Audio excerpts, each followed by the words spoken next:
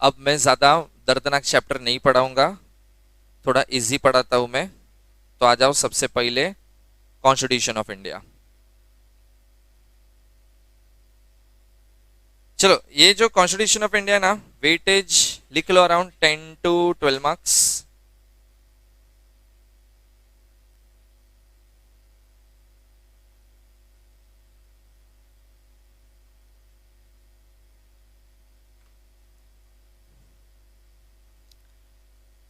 अच्छा देखो, ये चैप्टर है ना, बहुत लेंदी है।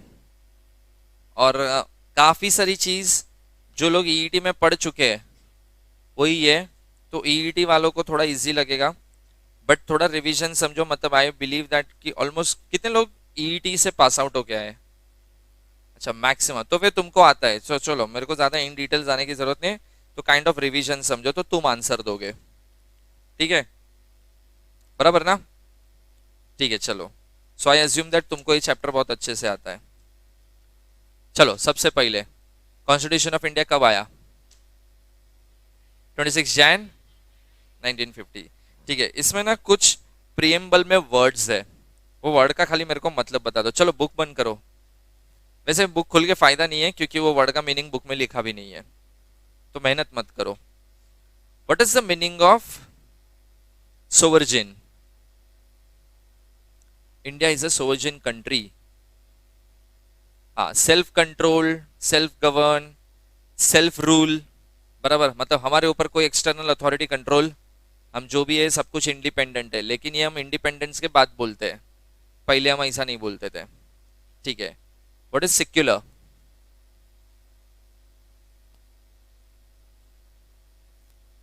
सेक्युलर कंट्री हम।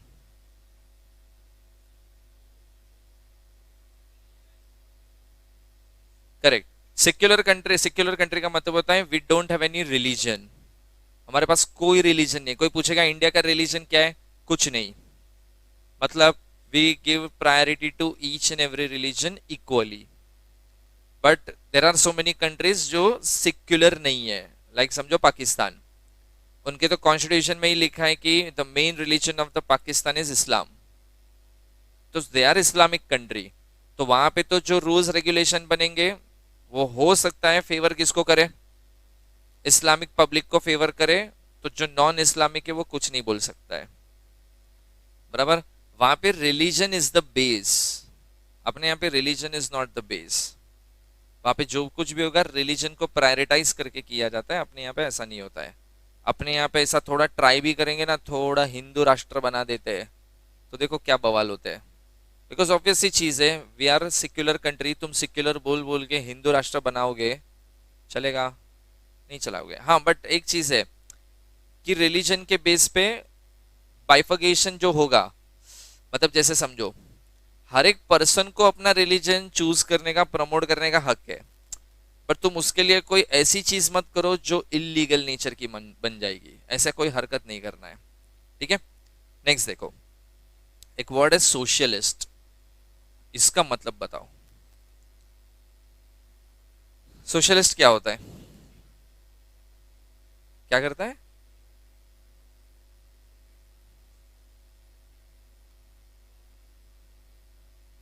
हम्म, ठीक है, थोड़ा थोड़ा राइट है, कुछ और?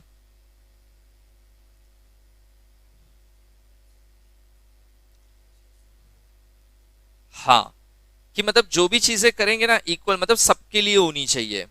बाइफर्गेशन, पार्शलिटी नहीं होना चाहिए। प्लस सबसे इंपॉर्टेंट चीज कि कंट्री का ग्रोथ कराने की responsibility each and every person की है। हर चीज गवर्नमेंट ने ठेका लेके नहीं रखा है।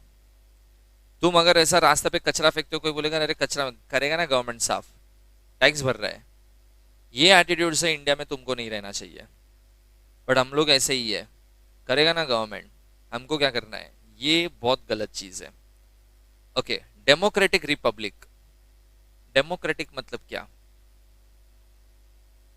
है?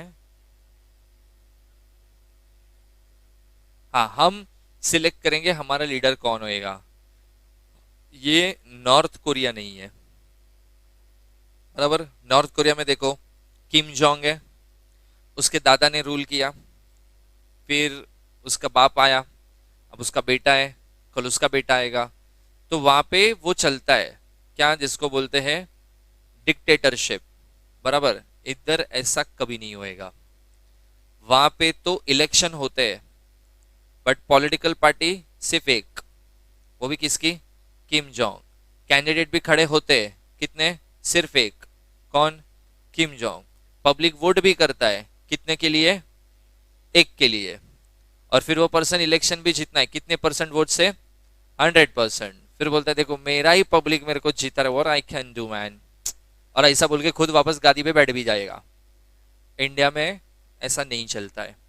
इंडिया में तो देखो नंबर ऑफ पॉलिटिकल पार्टीज कितनी है, और हम उन गधों में से फिर सिलेक्ट करेंगे कि भाई अपना महागधा कौन होएगा, बराबर। इंडिया में ऐसा चलेगा।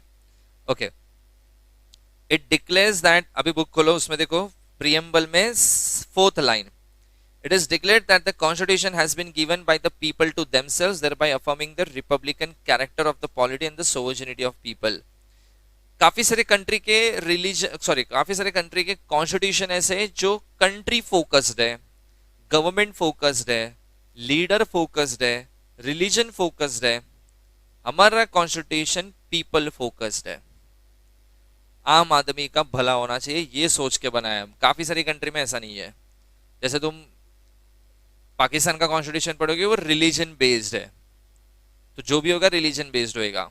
वो रिलीजन में आओगे बेनिफिट मिलेगा, नहीं आओगे नहीं मिलेगा। इधर ऐसा नहीं है, इधर तुम भिखारी भी हो still you have a equal right बोलने के लिए, बराबर। बट है वैसा देखने जाओगे तो as per constitution of India, ठीक है। अच्छा, उसमें देखो, अब उसमें केस है देखो, Goodyear India limited versus state of Haryana. So उसमें क्वेश्चन आता है constitution of India is just a law. So answer is actually it is not a law, but ये एक रूल्स है, गाइडलाइन समझो कि जितने भी इंडिया में लॉ बनेंगे वो सब इसके बेस पे बनेंगे। मतलब कोई भी लॉ ऐसा नहीं होना चाहिए, कोई भी सेक्शन ऐसा नहीं होना चाहिए, कोई भी प्रोविजन ऐसा नहीं होना चाहिए जो कॉन्स्टिट्यूशन ऑफ इंडिया के अगेंस्ट जाए, बराबर। अभी इसमें देखो, अभी इसमें भी कंट्रोवर्सी है। कॉन्स्टिट्यूशन ऑफ इंडिया में क्या बोलते हैं, राइट टू लिबर्टी है। Right to liberty includes right to marriage. Right to marriage includes a person can marry any person of his choice। तो गे मैरिज क्यों नहीं करने दे रहे, बराबर है ना। हाँ, बट अगेन प्रॉब्लम क्या है, गे मैरिज में एक लड़का और एक लड़का ही होएगा। हिंदू एक्ट ना, हिंदू मैरिज एक्ट, समझो मैं गे है, समझो एग्जाम्पल है, ठीक है। मेरे को शादी करना है, आई एम अ हिंदू, और मुझे एक लड़के से शादी करना है। इन दिस सिचुएशन मैं कौन से एक्ट के हिसाब से शादी करूं, because when I read Hindu act का सेक्शन 5 बोलता है एक ब्राइड एक ग्रूम शादी करेंगे। ब्राइड का एज होना चाहिए 18 मिनिमम, ग्रूम का एज होना चाहिए मिनिमम 21। दोनों की शादी नहीं होनी चाहिए। शादी हुई है तो या तो पार्टनर का डेथ होना चाहिए या तो ऑफिशियली डिवोर्स होना चाहिए। ये सब क्राइटेरिया फुलफिल करो देन यू कैन मैरी। मैं पहली कंडीशन फुलफिल नहीं कर रहा है, ग्रूम है लेकिन दूसरा भी ग्रूम है, तो मैं तो शादी ही नहीं करेगा। तो हिंदू एक्ट में मैं शादी नहीं करेगा, फिर मैं सोचता हूँ क्रिश्चियन एक्ट पढ़ता हूँ। अगर क्रिश्चियन एक्ट में लिखा होगा उधर कन्वर्जन करा के शादी कर लूंगा, उधर भी नहीं लिखा है। मैं सोचता हूँ पारसी पढ़ लेता हूँ, तो उधर भी नहीं लिखा है। सोचता हूँ मुस्लिम भी पढ़ लेता हूँ, उन लोग में तो ये सोच ही नहीं सकते, उनके हिसाब से ये बीमारी है, तो वो लोग तो ऐसा लिखेंगे नहीं, तो शादी किधर करूं। तो मेरा राइट टू लिबर्टी का क्या हुआ, कहां यूज किया लिबर्टी, मिला। लेकिन कुछ लोग मानते हैं इंडिया में लीगल होना चाहिए because it's a constitutional right, but कुछ लोग मानते हैं नहीं होना चाहिए, जैसे सुप्रीम कोर्ट खुद ये मानता है नहीं होना चाहिए because it is against social ethics values principles. जो बचपन से सीखा है ये सीखा तुमने, बराबर ना। बट मेरे को एक बात बताओ, जो बाय बर्थ गे है उसका क्या गलती है। अब उसको नहीं आता है लड़की को देख के फील, तो क्या करेगा, नहीं नहीं तेरे को तो लड़की ही पटानी पड़ेगी, बराबर। तो ये एक थोड़ा कंट्रोवर्सी है कि कुछ प्रोविजन ऐसे है कॉन्स्टिट्यूशन में कि जो लिख तो दी है बट आज उसकी वजह से ना काफी सारे लॉ आ नहीं पा रहे, वो अटक गए हैं। जबकि ऑनेस्टली बोलो तो गे मैरिज बहुत सॉर्टेड होता है। पहला रीजन, पॉपुलेशन बढ़ेगा ही नहीं। दूसरा रीजन, डिवोर्स का रेशियो कम हो जाएगा, क्योंकि एक लड़का और एक लड़की झगड़ा करते हैं, लड़का लड़का झगड़ा नहीं करते इतना। बराबर लड़की ये डायलॉग है, तू मेरे को कभी समझेगा ही नहीं, मैं क्या बोल रहा हूँ तेरे को कभी समझता ही नहीं है, यू नेवर अंडरस्टूड मी, ये वो सब चोचले लड़का लड़की में होता है। अगर मैं समझो शुभम मेरा फ्रेंड है, मैं इसको बोलेगा तू मेरे को समझेगा, तो वो मेरे को तेरी आइटम है क्या मैं समझू, फिर मेरे को भी लगा अरे बात तो सही है। बराबर, ये मेरे से नाराज है तो मैं इसको बोला, बस ना भाई से नाराज होएगा, भाई के साथ ऐसा करेगा, तो हाँ हाँ छोड़ो चलो शाम को बैठते हैं, आज हो गया झगड़ा सॉल्व। ये मैं इसको ऐसा टपली मार के भी बोलेगा, क्या रे बुरा मानते हैं मेरी बात का, मैं लड़की को टपली मारेगा, हाथ कैसा लगाया, प्लस डोमेस्टिक वायलेंस का नाटक होएगा अलग। तो ये सब डिस्प्यूट है, बट देखो कॉन्स्टिट्यूशन ऑफ इंडिया में लिखा है कि हर एक पर्सन को अपनी चॉइस के हिसाब से उसको जो जो कॉन्स्टिट्यूशन के थ्रू फ्रीडम्स दिए हैं वो सब एक्सरसाइज करनी चाहिए। कोई भी एक्ट इंडिया में आएगा ना, चाहे हम कभी भी कोई भी एक्ट एनफोर्स करें, make sure that constitution of India के रूल्स के अगेंस्ट वो एक्ट नहीं जाना चाहिए। हिंदू एक्ट भी लेके आए तो भी वो इंडियन कॉन्स्टिट्यूशन के हिसाब से, मैरिज एक्ट लेके आए, डिवोर्स एक्ट लेके आए, हिंदू सक्सेशन एक्ट भी लेके आए, हर एक किसके साथ मैच करेगा, कॉन्स्टिट्यूशन। कोई भी चीज ऐसी नहीं होगी जो एक्ट में कुछ अलग लिखा है कॉन्स्टिट्यूशन में कुछ अलग लिखा है, ये सिचुएशन इंडिया में कभी पैदा नहीं होएगा, समझा। और अगर हुआ तो ओवर पावर कौन करता है, कॉन्स्टिट्यूशन की एक्ट। एक्ट सुपीरियर होता है कि कॉन्स्टिट्यूशन, कॉन्स्टिट्यूशन ऑलवेज सुपीरियर होएगा। मतलब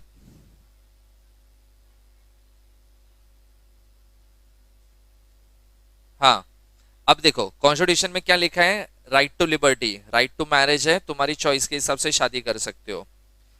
उधर क्या लिखा है, ब्राइड और ग्रूम शादी करेंगे, एक लड़का लड़की शादी करेंगे। अब मैं अगर सुपीरियरिटी देने जाऊं तो कॉन्स्टिट्यूशन की है, बट कॉन्स्टिट्यूशन के बेस पे भी अगर मैं शादी करता हूं ना, तो सबसे पहला क्वेश्चन, रजिस्टर किधर करूं शादी, as per which act, as per constitution of India register नहीं होगा ना, एज पर एक्ट ही रजिस्टर होगा, बट एक्ट तो बोल रहा है कि ऐसा तुम कर ही नहीं सकते, तो मेरे को उधर प्रायोरिटी एक्ट को देना पड़ रहा है। भले सुपीरियर आज भी क्या है, बट तुम रजिस्ट्रेशन करना, कोई बोलेगा marriage is registered, yes as per Hindu act, yes as per Hindu marriage act, गे शादी करेगा रजिस्टर्ड नहीं, तो रजिस्ट्रेशन का तो क्वेश्चन ही नहीं आया उधर। तो लोग क्या बोल रहे हैं, कॉन्स्टिट्यूशन में प्रोविजन आना चाहिए, स्पेशली मैरिज रिलेटेड कुछ प्रोविजन होना चाहिए कि गे मैरिज भी अलाउड हो, बट वो पता नहीं कौन से जमाने में आएगा। Many countries adopted gay marriage, USA देखो हैप्पीली अडॉप्ट किया है, और वहां पे तो बहुत चलता भी है ऑफिशियली, ऐसा उसमें कुछ प्रॉब्लम नहीं है। अपने इधर हाइला छी छी छी, अपने इधर ये मेंटालिटी है, और तुम्हारा गलती नहीं है, हम लोग वो अपब्रिंगिंग ही अपना ऐसा है, क्योंकि सोचो ना सुप्रीम कोर्ट खुद ये मानता है कि upbringing, social activity, mindset, principles, ethics, यही है तुम्हारा। तुम ही देखो कैसे बॉर्न एंड ब्रॉट अप हुए हो, तुमको घर में कभी ऐसा बोला what ever religion you like you follow that, कभी ऐसा बोला कि बेटा तू गे है ना, हम एक्सेप्ट करेंगे, तो टेंशन मत ले। आज जाके ना गलती से ऐसा मस्ती में ऐसे रात को डिनर पे बैठोगे ना, शुभम ऐसा बोलना, मम्मी पापा एक बात बताना है जो मेरे को आज पता चला मैं ऐसा है, तो ऐसा बोलना कि मैं गे है, मेरे को लड़की को देख के फील नहीं होता है, बट लड़के को देख के मजा आता है। खाली ऐसा जाके बोलो, आज एक बार ट्राई कर, अरे एक बार कर दो, देख ऐसा लगा ना हाथ से माहौल ऐसा जा रहा है, बिगड़ रहा है, तो अरे मस्ती कर रहा था, तुमको लगता है मैं ऐसा है, ऐसा बोल के कवर अप कर लेना, बट एक बार रिएक्शन देख क्या होता है, तू हमारा बेटा नहीं है। चलो उसके बाद आ जाओ नेक्स्ट टेस्ट। सबसे पहले ना मैं बेसिक चीज पे जा रहा हूं, तो सबसे पहले जंप मारो, फंडामेंटल राइट्स पे आओ, page number 164।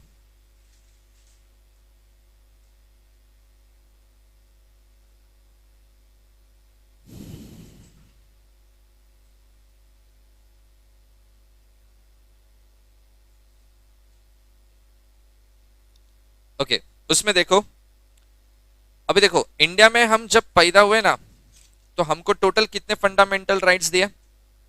6 fundamental right. Page number 162 पे देखो, ऊपर टॉप पे 6 फंडामेंटल राइट्स लिखे हैं। ये तुमको मिलेगा पैदा होते ही बाय बर्थ, और ये जाएगा बाय डेथ, और else you give up your citizenship. कोई भी लॉ, कोई भी एक्ट, कोई भी रूल, कोई भी government notification, they can't take away your fundamental right in any way. हाँ, फंडामेंटल राइट्स जाता है, कॉन्स्टिट्यूशन में भी उसके प्रोविजन है कि किसी का फंडामेंटल राइट कैसा लेने का। जैसे emergency, you know what is emergency? हाँ, बट जैसे इंदिरा गांधी ने लगाया था इमरजेंसी। इमरजेंसी मतलब ये एक ऐसा सिचुएशन है जहां पे तुम्हारे फंडामेंटल राइट्स हो जाते हैं जीरो, और ये प्रेसिडेंट्स के थ्रू डिक्लेयर किया जाता है इमरजेंसी। ये इमरजेंसी डिक्लेयर हुआ ना, तुम्हारे सारे फंडामेंटल राइट्स खत्म हो गए। फिर तुम्हारे साथ कुछ भी हुआ ना, गलत भी सही है। जैसे समझो मैं मुस्लिम है, मैंने इसको पकड़ के मुस्लिम कन्वर्जन में करा डाला, बराबर? राइट टू रिलीजन है इसका, राइट टू प्रोटेक्ट हर रिलीजन। मैंने क्या किया? जबरदस्ती कन्वर्जन, इसका फंडामेंटल राइट ब्रेक हुआ। एक्चुअल में तो ये केस कर नहीं सकती है मेरे पे, इमरजेंसी है, कुछ नहीं कर सकते। मैं किसी को भी, मैं पुलिस ऑफिसर है या मैं कोई अच्छी पोस्ट पे है, मैंने किसी को भी पकड़ के जेल में डाल दिया, इलीगल डिटेंशन हुआ, वैसे तो केस होता है, कुछ नहीं होएगा। मतलब तुम इमरजेंसी अगर लगाते हो, तुम किसी का कोई भी फंडामेंटल राइट ले लो उससे, वो बंदा कुछ नहीं कर पाएगा तुम्हारा। समझा? ये कुछ 2 साल चला था इंडिया में इमरजेंसी, और ये इंदिरा गांधी ने लगाया था। समझा? ठीक है, तो देखो कौन से फ्रीडम है हमको। 6 फ्रीडम में पहला है right to equality, then right to freedom, right against exploitation, right to freedom of religion, right to education, and right to constitutional remedies. ये सारे फ्रीडम है ना, तुम जैसे इंडिया में पैदा हो गए, तुमको बाय डिफॉल्ट मिलेगा डे 1 पे, और तुम जैसे ही टपके बाय डिफॉल्ट सारे के सारे चले जाएंगे, बराबर? No need to apply for any fundamental rights, कि गवर्नमेंट फॉर्म भरना पड़ता है फिर फंडामेंटल राइट मिलता है, ऐसा सब नहीं होता है कभी। इंडिया में पैदा हो गए ना, तुमको बाय डे 1 क्या है? कितने फंडामेंटल राइट्स? 6 बाय डिफॉल्ट है। हाँ, तुम समझो ऐसे नमूने हो, तुम जाके गवर्नमेंट को ऐसा बोलते हो, ये 4th फंडामेंटल राइट है ना, राइट टू रिलीजन, ये मेरे को नहीं चाहिए, ले लो ना वापस। You can surrender your fundamental rights. नहीं यूज करना है, मत यूज करो, लेकिन साथ में तो रहेगा, बराबर? तुम कोई भी तुम्हारा फंडामेंटल राइट गिव अप भी नहीं मार सकते, वॉलंटरीली भी गिव अप नहीं कर सकते। नहीं अच्छा लगा मत यूज करो, चलेगा, but you can't give up your fundamental rights. समझा? ठीक है, ओके। अभी आ जाओ फंडामेंटल राइट्स पे। सबसे पहले देखो राइट टू इक्वालिटी। इसमें देखो अंदर वापस 5 है, तुमको है ना सबके आर्टिकल नंबर्स याद रखने हैं, 14, 15, 16, 17, 18। ईडी वालों याद होगा तुमको तो। इधर देखो, इधर इधर इधर देखना, इधर नीचे मत देखना। 14,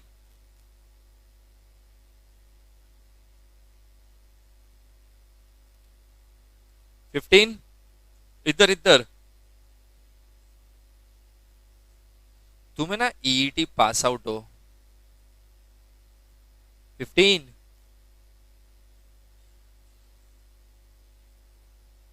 16, गुड क्वेश्चन, हाँ भी बोल रही है। 14 2 पार्ट होता है, इक्वालिटी बिफोर लॉ और इक्वल प्रोटेक्शन ऑफ लॉ।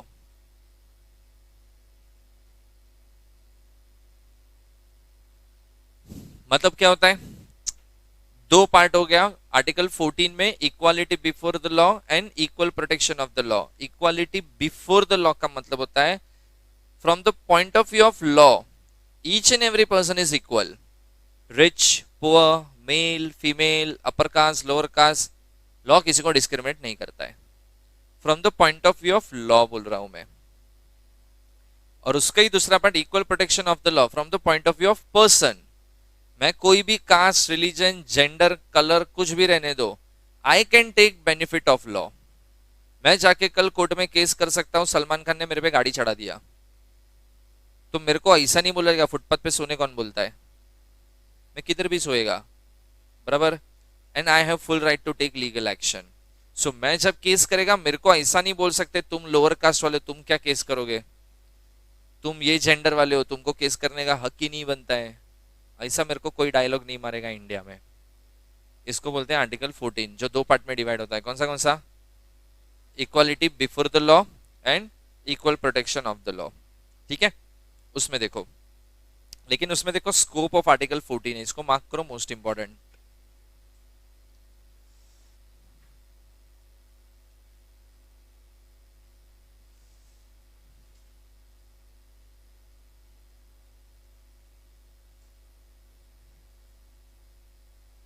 अच्छा देखो, अभी स्कोप ऑफ आर्टिकल 14 क्या होता है एक्चुअली, कि वैसे तो देखने गया तो हम लोग क्या मान रहे हैं, equality before the law and equal protection of the law, मतलब हर एक पर्सन इंडिया में लॉ का बेनिफिट ले सकता है, केस फाइल कर सकता है, लॉ सबको इक्वल नजर से देखता है, नो पार्शलिटी एंड ऑल। लेकिन इसमें एक स्कोप भी ये रखा है कि अगर पॉसिबल हुआ तो कुछ एक्सेप्शंस भी होंगे, और वो एक्सेप्शंस बनाना अलाउड भी है। मतलब कुछ लोगों को लॉ का प्रोटेक्शन शायद नहीं मिलेगा, कुछ लोगों के लिए रूल्स अलग होंगे, कुछ लोगों के लिए कोर्ट में केस आना अलाउड ही नहीं है केस करने के लिए, ऐसा पॉसिबल है। जैसे एक एग्जांपल देता हूं, ये आइलैंड का नाम सुना है, सेंटिनल आइलैंड, किधर आया?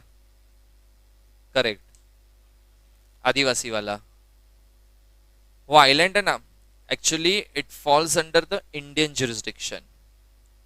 तो वैसे तो इंडियन लॉ लगना चाहिए उधर। वो सेंटिनल आइलैंड है ना, कुछ चीज के लिए फेमस है। पहली चीज, ऐसा माना जाता है कि ये जो वर्ल्ड स्टार्ट हुआ, जो पहला ह्यूमन बीइंग पैदा हुआ, जिसके बाद ये जनरेशन इतना पैदा हुआ, वो पहला इंसान वो आइलैंड से पैदा हुआ है। वहां पे आज भी लोग कितना 400-500 का शायद अप्रोक्सीमेट पॉपुलेशन होगा, इतना मानते हैं। आज भी वो लोग स्टोन एज में जी रहे, आज भी उनको car helicopter bike laptop mobile ये सब क्या है ना उनको पता ही नहीं है, and they are still living in stone age area.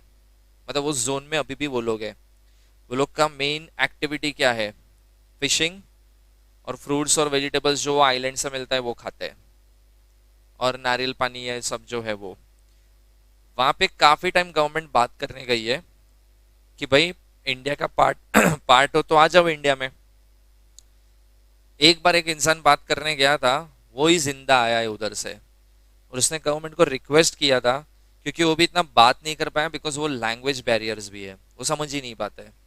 But action से समझ गया कि इनको आइसोलेट रख रहना है खुद को, ये लोग को किसी के साथ नहीं आना है।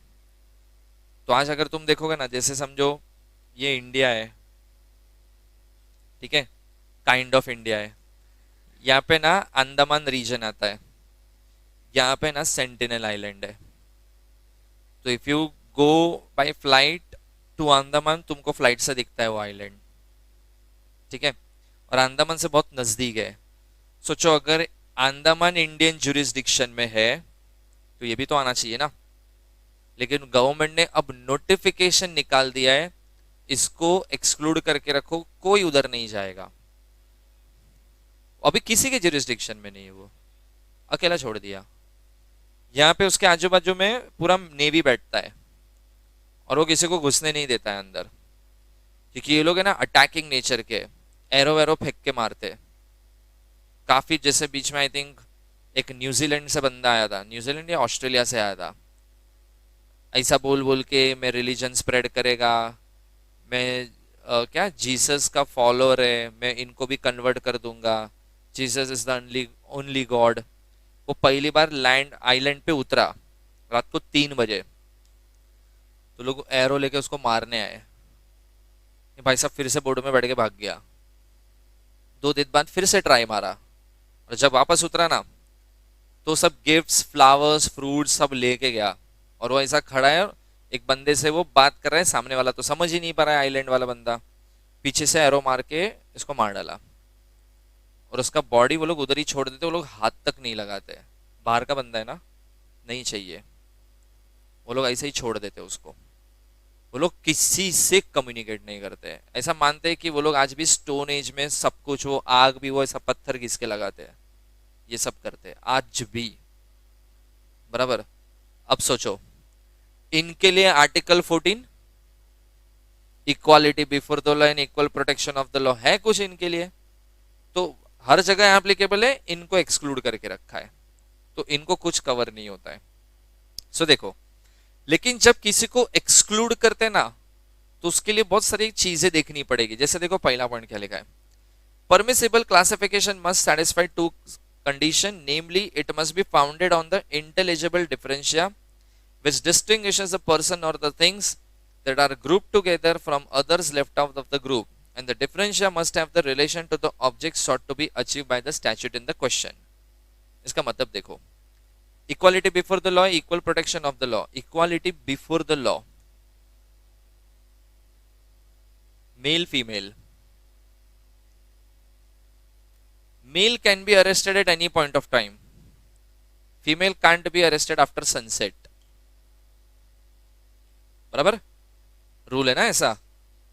और अगर फीमेल को अरेस्ट करना है, एक फीमेल का प्रेजेंस होना, तो समझो शाम को 6 बज गए, पोस्ट 6 PM तो फीमेल को अरेस्ट नहीं कर सकते। समझो मेरे को एक दिन पुलिस अरेस्ट करने आया 6:30 बजे, बोला हाथ नहीं लगाने का। बोला क्यों? बोला फीमेल के लिए रूल क्या है, post 6 PM you can't arrest. तो मेरे को ऐसा ऊपर से नीचे देखा, तू तो मेल है। मतलब मैं मेल है, मेरे को भी पता है, वैसे तो तुम man and woman are equal, equal treatment, equal salary, woman empowerment, don't differentiate them. इधर क्यों डिफरेंशिएट किया? बराबर ना? क्यों इधर फेमिनिज्म वालों को ऐसा नहीं लगता है मर्द के साथ गलत हो रहा है? बराबर। तो ये रूल अलग क्यों है, इसका लॉजिक क्यों अलग करने का? क्यों फीमेल को 6 बजे के बाद अरेस्ट नहीं कर सकते? क्यों सिंड्रेला बनती है वो? क्या प्रॉब्लम है 6 बजे के बाद उनको? Safety security, what about male safety security? Female खुद को प्रोटेक्ट नहीं कर सकती। अच्छा, बस ये रीजन है। और जरूरी नहीं ना हर मेल खुद को प्रोटेक्ट कर सकता है। अब मेरे सामने कोई 7 फीट का आदमी आएगा, मैं भी खुद को प्रोटेक्ट नहीं कर पाएगा।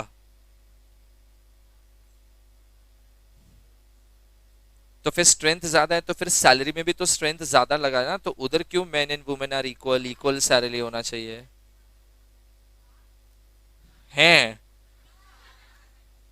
जो पत्थर तोड़ने वाले काम करते हैं ना, उधर भी ऐसा रूल है, बट उधर भी रूल आ गया इक्वल वेजेस होना चाहिए। सोच, क्यों वो गलत नहीं हुआ?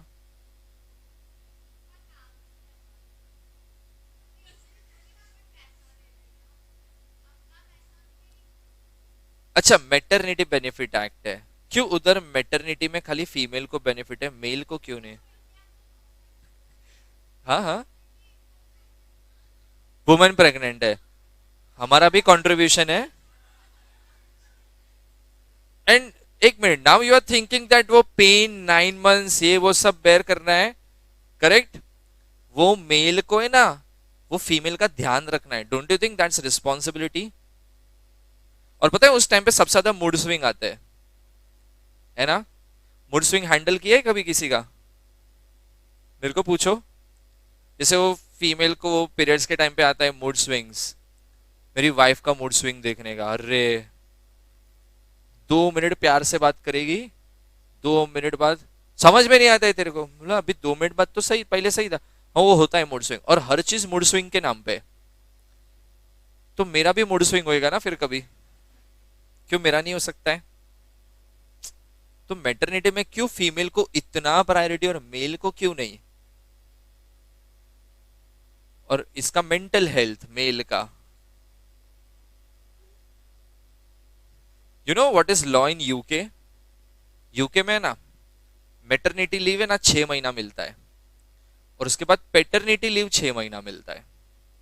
तो पहला 6 महीना बच्चे का ध्यान मम्मी रखेगी, और फिर 6 महीना बच्चे का ध्यान पप्पा रखेंगे। तो 1 साल बच्चा वन ऑफ द पेरेंट के साथ बड़ा हो गया। अपने यहाँ पे maternity leave 6 months paid leave, paternity leave 1 week, उसमें भी सैटरडे संडे गिनते भी नहीं है, तो गिन के 4 या 5 दिन पेड लीव। सोचो ऐसा होता है। अच्छा चल, वो ये ऐसा क्यों? Safety security of female. What about, आज पता है मेल रेप भी होते हैं। हाँ है, होता है ऐसा, क्योंकि लाइमलाइट में कम आते हैं। देख मैं मानता हूँ रेशियो फीमेल का रेप का ज्यादा है। चल मेल इतनो है, फीमेल इतना है, इतनों का भी इज्जत है ना, क्यों इसको प्रायोरिटी नहीं होता है?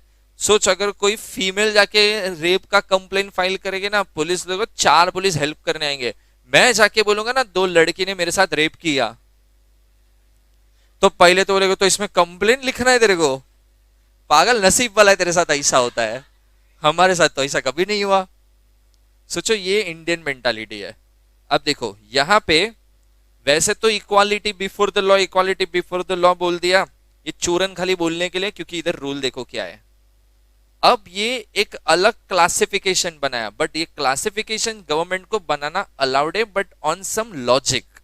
And what is the logic? जैसे इसने बोला सेफ्टी, बिकॉज ऐसे बहुत सारे केस रिपोर्ट होते थे पहले, जहां पे जेल में रेप केसेस होते हैं बाय पुलिस ऑफिसर, और वो पोस्ट 6 PM में ये सब पॉसिबिलिटी बहुत हाई होती है, इसके लिए फिर उधर रूल ऐसा है। तो as a male I can't say that कि मेरे लिए भी ये रूल लेके आओ, मैं भी 6 बजे के बाद ही अरेस्ट नहीं होएगा, मैं उसके पहले ही होएगा। मेल को अरेस्ट करने का लॉजिक अलग है, फीमेल के लिए रूल्स अलग है, और ये रूल अलग है और वैलिड भी है। उधर ऐसा मत बोलना इक्वालिटी बिफोर लॉ किधर आया, नहीं आया चलेगा, because they have some logic. समझा? तो देखो वही लिखा ना फर्स्ट लाइन में, क्लासिफिकेशन।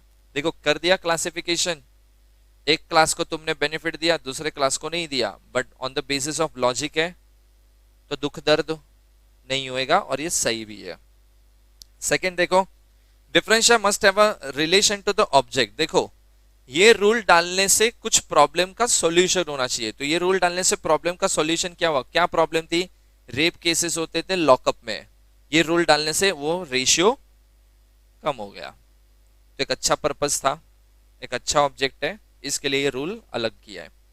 द क्लासिफिकेशन में B founded on the different basis, namely geographical और अकॉर्डिंग टू द ऑब्जेक्ट और द ऑक्यूपेशन और द लाइक। अब ये जो क्लासिफिकेशन है ना, मेल फीमेल हो सकता है,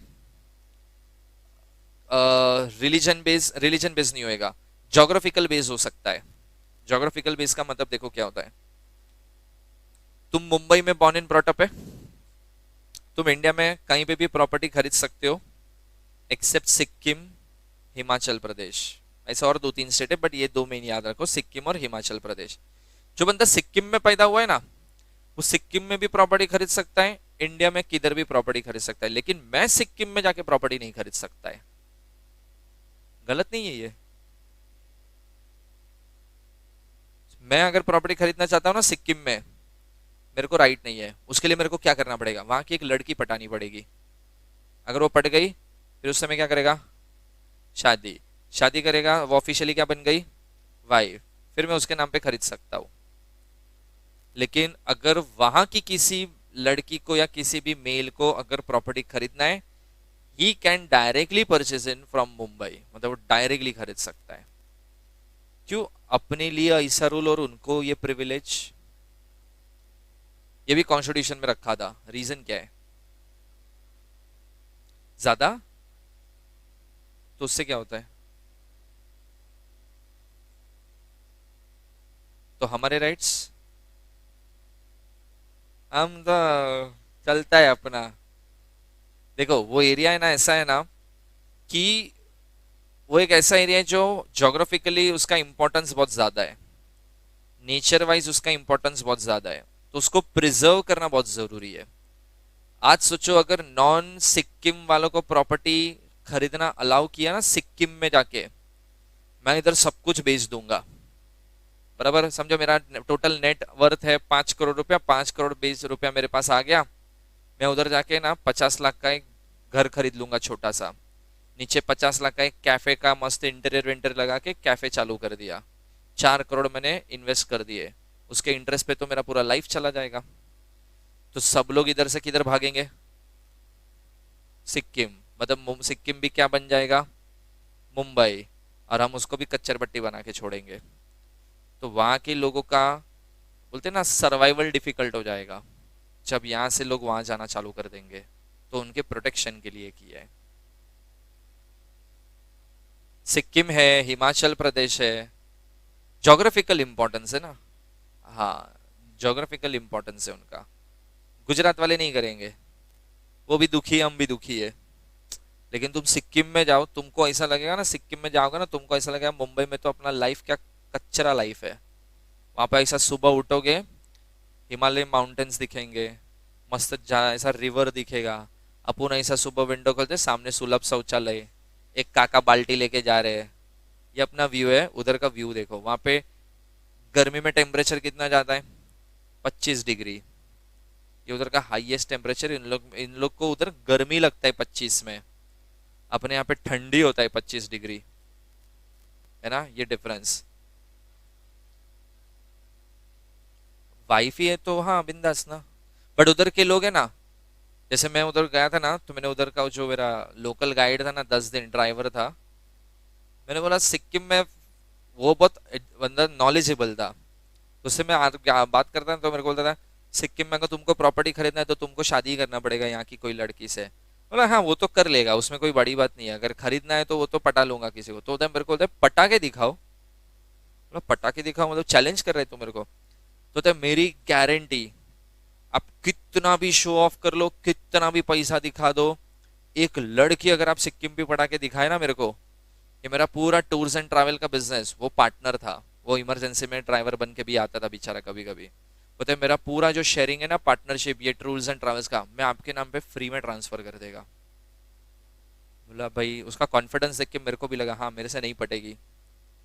क्योंकि वहां पे जैसे अगर मैंने बोला ना किसी भी लड़की को आई एम फ्रॉम मुंबई, वैसा मुंह चढ़ा के चली जाएगी। उनको वहां के लोग पसंद नहीं है, मतलब वहां पे एक्चुअली लोगों को नॉन स्टेट वाले पर्सन नहीं पसंद। और उसमें भी मुंबई और दिल्ली बोला ना तो बहुत गाली देते हैं वो लोग, जो कि फैक्ट भी है। क्योंकि सबसे ज्यादा कचरा कौन फैलाता है उधर? मुंबई वाले। बराबर। सबसे ज्यादा एब्यूजिव लैंग्वेज कौन यूज करता है उधर? मुंबई वाले। सबसे ज्यादा बार्गेनिंग कौन करता है उधर? ये तो अपन ये कौन सा कोलाबा कॉजवे से सीखा है ना, वो 700 बोलेगा तो पहले 200 से चालू करने का। और फिर अपन ऐसा बोलता है अरे ये सब जगह चलता है। उधर ऐसा नहीं है, उधर वो लोग बार्गेनिंग ही नहीं करते। तुम अंडमान जाओ, वहां पे ना मैं जब बीच पे गया था ना, एक भरतपुर बीच है जो एशिया का सबसे क्लीनेस्ट बीच माना जाता है। उधर है ना बैग रखा था मैंने, और मैं ना बैग के बाजू में बैठा था, मतलब मेरा पूरा ग्रुप पानी के अंदर गया है और मैं इधर बैग के बाजू में बैठा हूँ।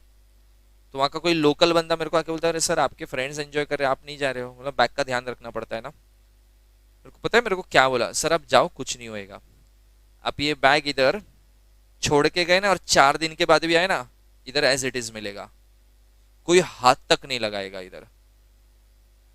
बोला ऐसा थोड़ी होता है? तो बोलता है इधर चोरी है ही नहीं, अंडमान में चोरी की केस ही नहीं है कभी। तुम इधर बैग इधर छोड़ा, ऐसा घूमे और ऐसा घूमे गायब। स्पीड बोलते हैं इधर। उधर बोलता है कुछ नहीं, बोलता अब 4 दिन अगर अंदर 10 लाख कैश भी पड़ा होगा ना, बाद में आना 4 दिन बाद बैग उठाना, गिनना, 10 लाख का 10 लाख मिलेगा, 1 रुपया इधर उधर नहीं होएगा, कोई हाथ तक नहीं लगाएगा। अपने पास टैलेंट अलग है ना। चलो उसके बाद देखो third, even a single individual may be treated as a class by himself on the account of the some special circumstances। अभी इसका मतलब देखो, आज फीमेल का पॉपुलेशन इतना है, बराबर, तो ये रूल बना के फायदा है। समझो धीरे धीरे धीरे धीरे है ना फीमेल कम हो गई, लास्ट में खाली इंडिया में ना 100 फीमेल बची है, एक एग्जांपल ले रहा हूं।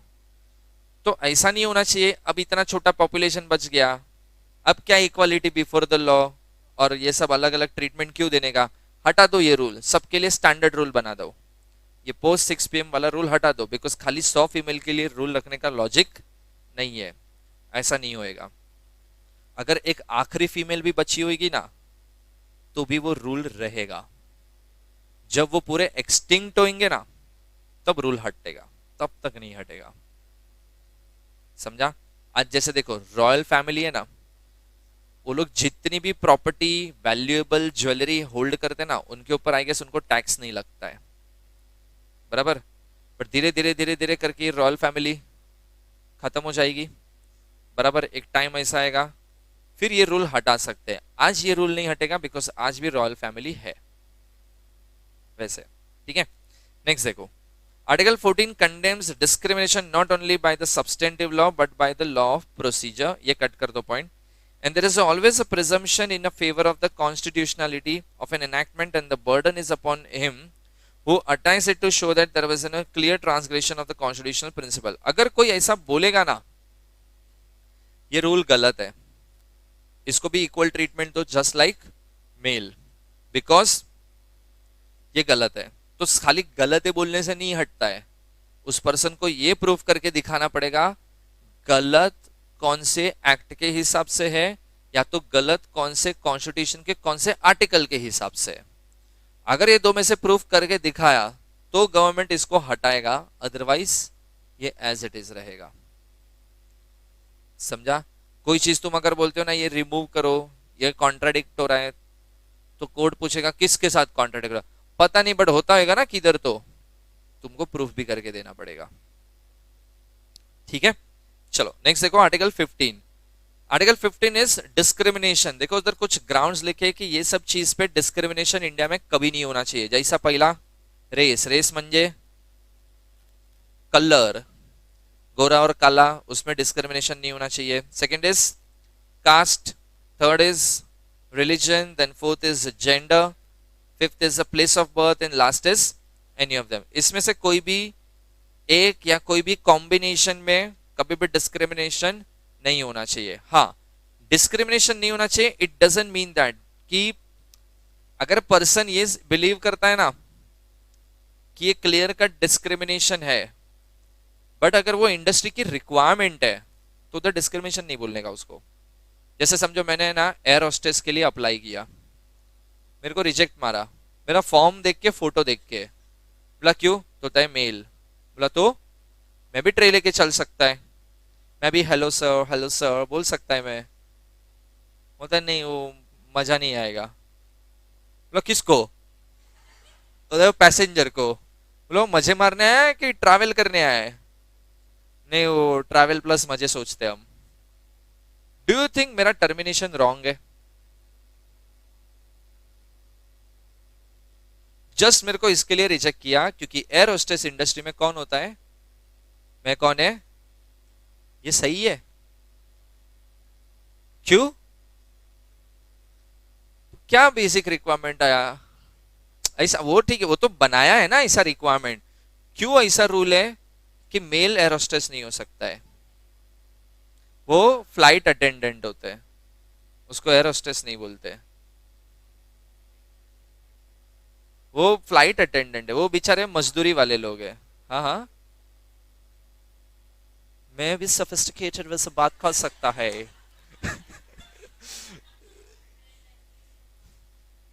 क्यों, क्या प्रॉब्लम क्या है मेरे से, एग्रेसिव मैं है ही नहीं, और जरूरी थोड़ी सब ऐसे होते हैं, और फीमेल एग्रेसिव नहीं होती है, फीमेल एग्रेसिव होती है, नहीं देखा है मेरे घर पे आ, बोलो व्हाट इज द प्रॉब्लम। ये तो क्लियर कट बोलते हैं ना discrimination on the basis of gender, एक मिनट, तू रुक अभी। तू क्या बोल रही है? नहीं, बट ये इंडस्ट्री में फीमेल ही होती है, मेल को लेते ही नहीं है। मेल पता है कितने होंगे? 100 में से 10% होंगे शायद। क्यों 100%? मतलब क्यों ऐसा? जैसे गवर्नमेंट जॉब में कैसा मेल फीमेल मिक्स क्राउड है, क्यों एरोस्टेस में फील्ड में वैसा नहीं है? हाँ, तू क्या बोल रही थी? मैं तो कुछ बोल रही थी, बोल बोल। दिखने में अच्छे नहीं होते। समय सुना क्या बोला इसने अपने बारे में? अपनी जात पे बोला इसने, मेल दिखने में अच्छे नहीं होते। बट तुम लोग जैसे तो नहीं हो।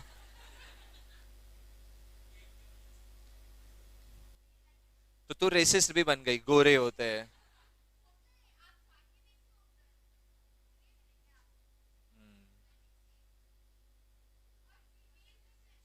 क्या सेम लॉजिक है?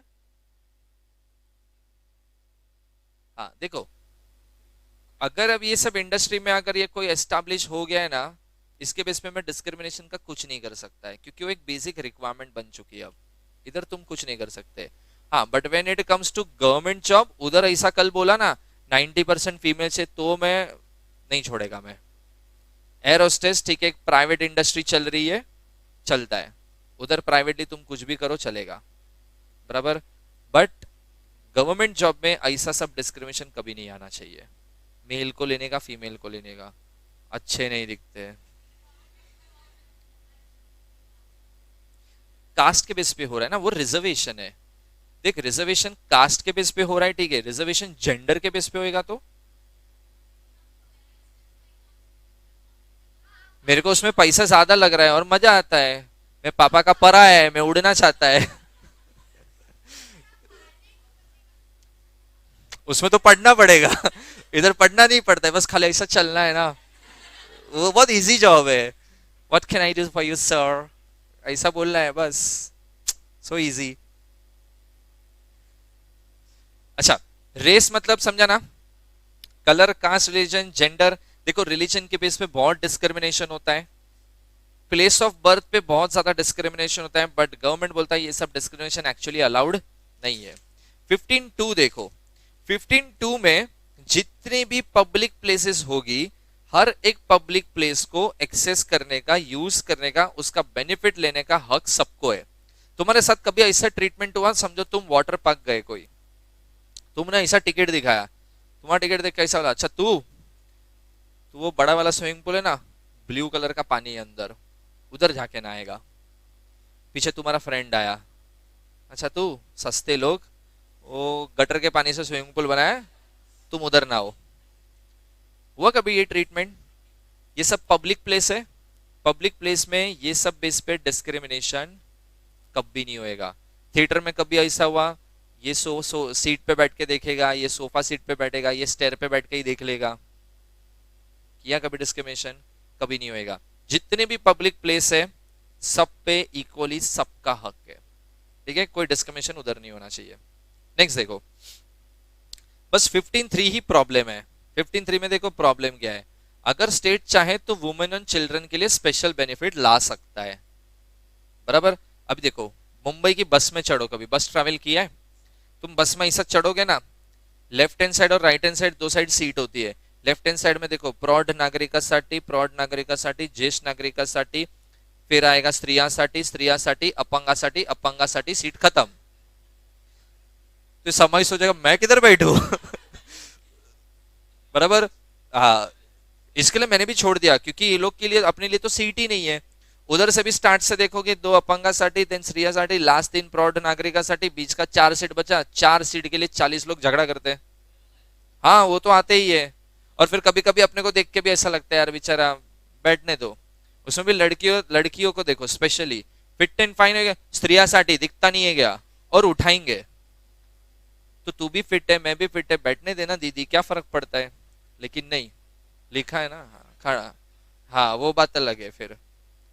सोचो कैसा भेदभाव होता है हमारे साथ, फिर भी हम कुछ बोलते हैं। ट्रेन में देखो साला, 12 कंपार्टमेंट है, फीमेल किधर चढ़ सकती है? किधर भी। मैं किधर चढ़ सकता हूं? क्यों उधर मैन एंड वुमेन इक्वल नहीं है? तो हर मेल का भी इंटेंशन बुरा नहीं होता है।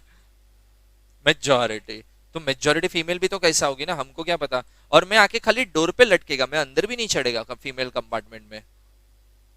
मैं मैं मेरा बोल रहा हूँ ना आगे, मैं तो अच्छा है ना।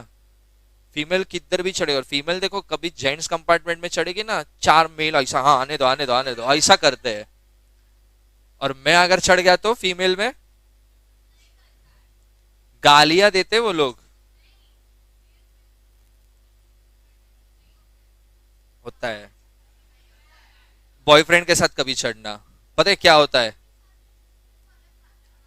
बॉयफ्रेंड के साथ पता है कैसा ट्रीटमेंट मिलता है? ऐसा वो दुख दर्द धक्का सब सहन करेगा वो लड़की प्रोटेक्टेड होगी। सोचो कितना प्रिविलेज दिया जाता है गर्ल्स को। और मर्द देखो, नेक्स्ट देखो 15(4). 15(4) में ये भी प्रोविजन है कि SC ST और बैकवर्ड क्लास के लिए अगर कोई स्पेशल प्रोविजन स्टेट गवर्नमेंट बनाना चाहे तो वो भी बना सकता है। तो देखो किसकी किसके बारे में गवर्नमेंट सोचेगा? SC ST OBC के बारे में सोचेगा। 15(3) में फीमेल के बारे में सोचेगा। 15(3) में बच्चों के बारे में सोचेगा। तो समझो, मेरे को बोलना नहीं है अभी, जाने दो। नेक्स्ट आ जाओ, आर्टिकल 16। अच्छा आर्टिकल 14 15 समझा सबको? चलो आर्टिकल 16 पे आओ। उसमें भी देखो 16 1 2 3 है। There shall be equal opportunity for all the citizen. देखो आर्टिकल 16 एक ही चीज पे फोकस करता है कि गवर्नमेंट जॉब की अपॉर्चुनिटी आएगी ना, each and every person can participate for the government job. There should not be discrimination on the basis of that article 15 का जो लिस्ट था उसका। Only Hindu can apply for the railway job. ऐसा railway वाला कभी vacancy नहीं निकालेगा। State bank of India में वैकेंसी निकलेगा तो ऐसा कभी नहीं आएगा ओनली गोरे लोग कैन अप्लाई। बराबर, ऐसा कभी नहीं आता है। बराबर। हाँ वो रिजर्वेशन अलाउड है क्योंकि वो तो 15(4) में ही लिख दिया ना, वो अलाउड है। बट बाकी कोई डिस्क्रिमिनेशन नहीं होना चाहिए, gender base, caste base, colour base, place of birth के बेस, रिलीजन बेस, ये सब बेस नहीं होना चाहिए। अगर ऐसा हो रहा है तो वो गलत है। जैसे मैंने भी एक बार स्टेट बैंक ऑफ इंडिया का कोई तो एक एग्जाम दिया था। बराबर, वैकेंसी था 5,000 लोगों का। मैं जब एग्जाम देने गया ना उस दिन पता चला कितने एप्लीकेंट है ना, वो देख के ही एग्जाम का भी मूड चला गया मेरा। 5,000 सीट है, 13 लाख लोग एग्जाम दे रहे हैं। तो मतलब एक चीज तो मेरे को पता थी, मेरा नंबर नहीं है। मेरे को तो पेपर लिखने को भी कंटाल आ रहा है, मैं तो आधा पेपर छोड़ के आ गया, नहीं देने गया है क्योंकि मेरे को पता है मेरे को जॉब नहीं मिलेगा अभी। तो उधर भी जब वैकेंसी आया था ना तो उधर भी उन्होंने बोला था 12th में मिनिमम इतना परसेंटेज होना चाहिए, मिनिमम एज इतना होना चाहिए, देन यू कैन अप्लाई। वो दोनों क्राइटेरिया फुलफिल किया तो दिया एग्जाम। समझा? ठीक है। Next, prohibits the discrimination against the citizen. Same वही चीज, इस चीज पे डिस्क्रिमिनेशन नहीं होना चाहिए गवर्नमेंट जॉब में। Next, article 16(3). Nothing in this article shall prevent the parliament from making any law prescribing in regard to a class और the classes of the employment और appointment to any office prior to such employment और appointment. इसका मतलब parliament भी कोई ऐसा नया rule add नहीं कर सकता है जिसके थ्रू ऐसा कोई भी डिस्क्रिमिनेशन चालू हो। कल पार्लियामेंट बोलेगा काम करो, नहीं नहीं जेंडर डालो, कलर भी डालो, मजा आएगा, ऐसा कुछ वो लोग भी नहीं कर सकते। ठीक है। और 4 और 5 कट कर दो, 5 रखो, 4 कट कर दो। 4 5 5 में देखो क्या है, समझो। आ, ये जो रूल है ना रिलीजन वाला, कि रिलीजन के बेस पे डिस्क्रिमिनेशन नहीं होएगा। समझो मैंने क्या ना न्यूज़पेपर में पढ़ा कि कोई तो एक फेमस मॉस्क है, मस्जिद है, वहां पे एक मौलवी का जगह खाली है, मैं है हिंदू, मैंने अप्लाई किया, उन्होंने मेरा नाम पढ़ा, नाम पढ़ते ही रिजेक्ट। बोला क्यों? बताइए ये मस्जिद है, we need a Muslim person who is knowledgeable. बोला discrimination on the grounds of religion.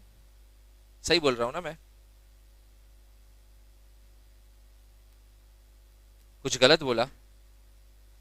और मुस्लिम लॉ पढ़ पढ़ के नॉलेज आ गया है तो वो तो मैं डील कर लूंगा।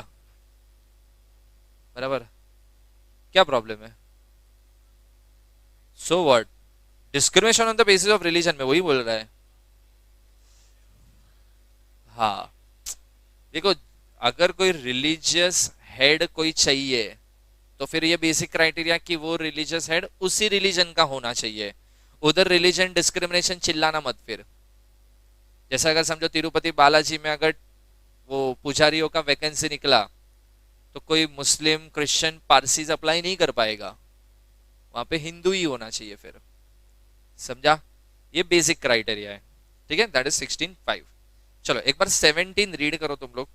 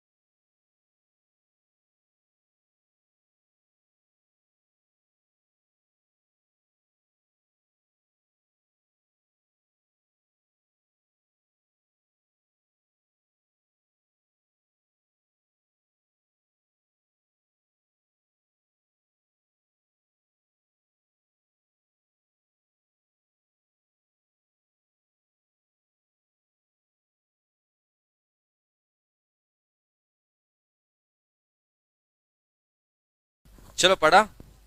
ओके, आर्टिकल 17 देखो क्या है। इट इज, अंडरलाइन करो फर्स्ट लाइन में, अनटचेबिलिटी। अगर तुम आज के जमाने में भी वो छूत अछूत वाला कंसेप्ट, इसको टच नहीं करने का, मैं अपवित्र होएगा, ऐसा सब करोगे, देन आज के लिए currently that will be treated as a crime और तुम पे क्रिमिनल केस फाइल हो सकता है। बराबर? तो आज के जमाने में ये प्रैक्टिस नहीं करने का। और नेक्स्ट देखो article 18, that is abolition of title. Abolition of title का मतलब होता है, जैसे देखो उसमें कुछ फर्स्ट लाइन में टाइटल लिखे है, ये टाइटल तुम इंडिया में नहीं ले सकते। देखो इंडिया में तो वैसे भी इंडियन गवर्नमेंट तुमको कोई टाइटल नहीं देगी, बट अगर फॉरेन गवर्नमेंट तुमको कोई टाइटल देना चाहे, जैसे समझो इंग्लैंड जनरली सर का टाइटल देता है काफी लोगों को, तो वो सर का टाइटल देना चाहे तो भी तुम नहीं ले सकते। तुमको चाहिए, you have to take prior permission of the president of India. वो गवर्नमेंट का मतलब ऐसे परमिशन लो, if they allow you then only you can take. Because title लेने से क्या हो जाता है कि अगर मेरे को टाइटल मिला, समझो I got a title of sir, then I will treat myself as a superior, और तुम सब हैं सस्ते लोग, तुमसे थोड़ा ऐसा दूर ही रहेगा। ये ऐसा एक दिन दूर दूर से बात कर दीदी, ऐसा नजदीक नहीं आने का, I have some respect, I have some values. वही अपर कास्ट लोअर कास्ट फिर से चालू कर दिया मैंने इंडिया में। इसके लिए इंडिया में ये सब टाइटल नहीं लेते। लेकिन टाइटल जो होता है ना, ये अलाउड तब नहीं होता है जब ये तुम नाम के आगे यूज करने के लिए लेते हो। नाम के पीछे तो तुम भी लगाओ यार, क्या फर्क पड़ता है। जैसे हाँ, कुछ चीजें तुम खुद नाम के आगे खुद ही लगा देते हो। जैसे समझो इसका इंस्टाग्राम अकाउंट है प्रिंसेस रोनिका, और नीचे ऐसा वो कैप्शन मिलेगा, मैं अपनी फेवरेट हूं, I love my self, cake murder on. तो इसने खुद को ही प्रिंसेस माना है, ये टाइटल दिया उसको किसी ने, खुद ने ही खुद को टाइटल दिया। ये सब फालतूगिरी तुम कर सकते हो, बट कोई तुमको गवर्नमेंट ऐसे सब टाइटल नहीं देगी। बराबर? और फॉरेन गवर्नमेंट देगी तो पहले you have to take permission. बराबर? देखो, नाम के आगे अगर लगता है ना तो वो टाइटल है, नाम के पीछे अगर तुम लगा रहे हो तो वो जनरली प्रॉब्लमेटिक सिचुएशन नहीं है। जैसे देखो, पहला टाइटल है सर, नाम के आगे लगेगा ना सर तो टाइटल है, नाम के पीछे लगा तो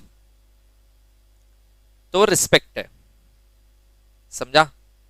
समझो तुमने आज ये पढ़ लिया और मैंने तुमको ये नहीं बताया कि आगे और पीछे का प्रॉब्लम क्या है, तुमको खाली इतना बताया सर ये टाइटल है and you should not allow use this. कल ये ऐसा बोलते हैं, अरे भद्रेश एक डाउट है, सर बोलेंगे हैं भद्रेश सर से Bhadresh sir, abolition of title article 18 of the constitution of India state that title can not be use in India. But नाम के पीछे था कि आगे था? आगे अलाउड नहीं होता है ना, पीछे तो वो तो रिस्पेक्ट है ना। तुम भी किसी को सर सर बोलते रहोगे ना तो ठीक है यार, वो रिस्पेक्ट के थ्रू बोल रहे हो, बराबर। एबॉलिशन ऑफ टाइटल ऐसा मत समझना, ठीक है। चलो नेक्स्ट देखो, आर्टिकल 19 टू 22। जो आर्टिकल 18 तक था ना, ये अपना फर्स्ट फंडामेंटल राइट खत्म हो गया, अब यहां से सेकंड चालू होएगा। ये सेकंड फंडामेंटल राइट है जिसके अंदर तुमको फ्रीडम है, और उसमें भी तुमको 6 टाइप के फ्रीडम है। पहला फ्रीडम देखो, freedom of speech and expression, मतलब तुमको गटर खोलने का हक है, मतलब तुमको जो बकवास करना है, जो गटर खोलना है तुम बिंदास खोलो, there is no restriction at all. But जब, और दूसरा एक आता है एक्सप्रेशन, तुमने कोई जेस्चर वेस्चर भी किया, जैसे अगर मैंने तुमको ऐसा बोला ना कि मैं लेक्चर है ना 4 बजे तक एक्सटेंड करेगा, तुमने अरे यार, ये भी क्या है? एक्सप्रेशन, बराबर। तुम्हारा ओपिनियन स्पीच के थ्रू, एक्सप्रेशन के थ्रू तुम बिंदास दे सकते हो, there is no restriction in this. But the thing is that जब तुम freedom of speech and expression use करते हो, मेक श्योर दैट किसी को डिफेम ना करो या पब्लिक ऑर्डर खराब ना हो। जैसे देखो, बीच में एक पॉलिटिशियन ने ऐसा बोला था, उसको किसी ने मोदी के ऊपर कुछ क्वेश्चन पूछा, तो उसने पता है पॉलिटिशियन ने क्या बोला? काश उस दिन मोदी का बाप सो गया होता। समझा क्या बोला मैं? ये सही है तुम्हारा फ्रीडम ऑफ स्पीच? नहीं, फ्रीडम ऑफ स्पीच ऐसा यूज मत करो कि किसी को क्रिटिसाइज करो। देखो, क्रिटिसाइज करना और डिफेम करना अलग है। अगर तुमको मेरा काम नहीं पसंद है, तुम मेरे को क्रिटिसाइज करो कि उसमें ये प्रॉब्लम है, ऐसा प्रॉब्लम है, बट मेरे बारे में तुम उल्टा सीधा कुछ भी फैलाओगे या आड़ा टेढ़ा कमेंट करोगे तो वो सही नहीं है फिर। जैसे देखो, बीच में ये हुआ था उरी अटैक, 18 सोल्जर्स पता है शहीद हुए थे, याद है? उस टाइम पे ना एक पॉलिटिशियन ने ऐसा लिखा था, आई थिंक फेसबुक पे लिखा था, ट्विटर पे लिखा था, पता नहीं, कोई तो सोशल मीडिया पे उसने लिखा था कि अच्छा वो ये 18 लोग मर गए, वैसे कुछ काम के नहीं है, वैसे भी इंडियन मिलिट्री कुछ करता नहीं है, so well done by terrorist, ऐसा उसने सोशल मीडिया पे डाला था। ये तुम्हारा freedom of speech? You can't use freedom of speech in this way, समझा? दूसरा देखो, असेंबल पीसफुली विदाउट आर्म्स, एक जगह पे तुम लोगों को जमा कर सकते हो, गैदर कर सकते हो, अलाउड है, but without arms, that is without weapons, बराबर। हाँ, और एक चीज, ये जमा होने से, गैदरिंग होने से पब्लिक डिस्टर्बेंस नहीं होना चाहिए। अगर समझो मैंने तुम सबको बोला कि इधर है ना, सब लोग आ जाना, गेट के उधर खड़े रहना, सुबह 7:30 बजे पिकनिक के लिए बस उधर ही आएगा, उधर से जाएंगे, समझो हम टोटल 300 लोग हैं, तुमने ऐसा झुंड बना के खड़े हो गए, उधर ट्रैफिक जाम हो गया, ये अलाउड नहीं है फिर, ठीक है। Then form association, form association का मतलब तुमको ऐसा मन कर रहा है कि मैं एनजीओ खोलता हूँ, समाज सेवा करेगा, कोई तुमको ना बोल सकता है, तुम बिंदास एनजीओ स्टार्ट भी कर सकते हो, that is your right. Move freely with in a territory of India, तुम इंडिया में कहीं पे भी जाके कहीं पे भी घूम सकते हो, दैट इज फुल अलाउंस, कोई तुमको ना नहीं बोलेगा ये स्टेट में नहीं आने का, ऐसा कोई रिस्ट्रिक्शन नहीं होता है। डिस्प्यूटेड टेरिटरी में अगर इंडियंस को गवर्नमेंट परमिटेड है तो ठीक है, अदरवाइज नहीं। बट कुछ एरियाज ऐसे हैं जहाँ पे परमिशन के साथ ही जाना पड़ेगा, लाइक सियाचिन जाना है तुमको, मैं इंडियन है, Siachen part of India, Bharat माता की जय, मैं आएगा, ऐसा बोल के जा नहीं सकते क्योंकि वो रिस्ट्रिक्टेड एरिया है, ठीक है। Freedom to settle down in any part of India, तुम आज मुंबई में रहते हो, तुमको ऐसा मन कर रहा है मुंबई का लाइफ है ना अच्छा नहीं, let's settle down at Chennai, तुम जाओ, तुमको कोई ना नहीं बोलेगा। And freedom of trade and occupation, आज समझो तुम सब सीएस कर रहे हो, समझो ये समय का ना सीएस हो गया, फर्स्ट अटेम्प्ट में भाई साहब फाइनल भी पास आउट हो गया, ये भाई साहब को ऐसा लगता है, हाँ ये भाई साहब ऐसा बोलता है किक नहीं मिल रहा है, मजा नहीं आ रहा है, इसने ना कोई चाय का स्टार्टअप चालू कर दिया, सीएस चाय वाला, चलेगा? हाँ, तुमको जो बिजनेस प्रोफेशन कैरी ऑन करना है तुम बिंदास कर सकते हो, कोई तुमको ना नहीं बोलेगा। हाँ, लेकिन कोई प्रोफेशन अगर क्वालिफिकेशन बेस्ड है तो उसके लिए क्वालिफिकेशन लेना पड़ेगा। मेरे को डेंटिस्ट बनना है तो मिनिमम बीडीएस का डिग्री मेरे को चाहिए, मैं ऐसा एडवोकेट का बोर्ड हटा के डॉक्टरेट जिमित करके लिख देता हूँ डेंटल स्पेशलिस्ट, फिर बोलेगा freedom of trade and occupation in business, basic qualification है तो नहीं चलता है। ठीक है, चलो उसके बाद देखो नेक्स्ट एक केस है, K A Abbas versus union of India. अच्छा केस सुन लो, मेरे को तुम्हारा ओपिनियन जानना है इसमें, क्योंकि मेरे को पता है लोग आड़े तेड़े भी ओपिनियन देंगे इधर। सुन लो, केस पढ़ो मत रे, इधर देखो, इधर इधर देखो। समझो मैं ना, ओ इधर इधर, मैं एक मूवी बना रहा है, मूवी मैंने बनाया, मूवी में मैंने ये दिखाया एक 12 साल का लड़का और एक 32 साल की भाभी, ये दोनों का रिलेशन, और कैसे वो भाभी के चक्कर में वो 12 साल के लड़के का लाइफ खराब हो गया। So the moral of the story is कि गलत चीजें करने से, एक हर एक चीज का करने का एक सही टाइम होता है, अगर वो चीज तुमने सही टाइम पे नहीं की, एज के पहले कर दिया, तो तुम्हारा लाइफ कितना खराब हो सकता है।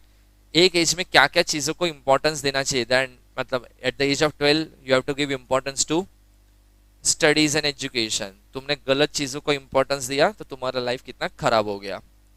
This is my moral of the story. अब ये मैंने मूवी बनाया, 2.5 घंटे का मूवी है, उसमें सब आड़े टेढ़े सीन ये वो सब सब डाला है मैंने, but my intention is good, I want to show that see ये हो सकता है, बी अवेयर, मत होने देना, लाइफ झंड हो जाएगा तुम्हारा। मैंने मूवी बनाया, मूवी बनाने के बाद मैं सेंसर बोर्ड के पास गया सर्टिफिकेशन के लिए, वो मूवी देख के मेरे को बोलते हैं आधा घंटे का तो मूवी काट डालेंगे, ये बहुत गंदा है।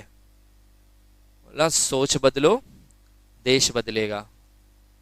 बोला इसमें क्या जो है वही दिख रहा है ना। बोला मोरल ऑफ द स्टोरी देखो ना, मैं ये क्यों दिखा रहा हूं, अच्छा चीज अच्छा मैसेज देने के लिए। तो मैंने उनको क्या बोला, give my movie you certificate with all the contents, एक भी सीन कट नहीं होना चाहिए। वो बोलता है ए सर्टिफिकेट मिलेगा अगर सारे सीन चाहिए तो, और हम जितना कट बोलेंगे वो सब उड़ा के फिर यू सर्टिफिकेट मिलेगा। बोला तुम जो उड़ाओगे फिर तो मजा ही नहीं आएगा मूवी देखने में, हट फिर क्या फायदा, मेरे को ये सारे सीन के साथ कौन सा सर्टिफिकेट चाहिए, यू। वो मेरे को बोल रहा है नहीं मिलेगा। मैं बोलेगा नहीं मिलेगा, मेरा right to freedom, freedom of expression गया मेरा। मेरे को बोलो मैं सही है कि नहीं, डोंट यू थिंक मेरे को यू सर्टिफिकेट मिलना चाहिए, because my object is good, I am doing it in a good faith for a better thing, for a better message, awareness, this is my intention. तो गंदी चीज में से अच्छी चीज सीखो ना।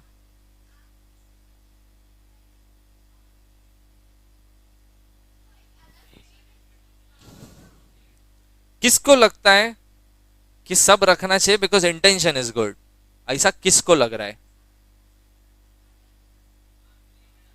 नहीं नहीं ये नहीं, यू यू सर्टिफिकेट चाहिए। 12 साल का बच्चा भी पॉपकॉर्न खाते खाते देखना है, मेरे को ये चाहिए, क्योंकि वो अर्ली एज में देखो उसको ये पेरेंट्स नहीं बताएंगे बेटा ऐसा सब होता है, ये मैं बता रहा हूं। आई एम अ जागरूक नागरिक।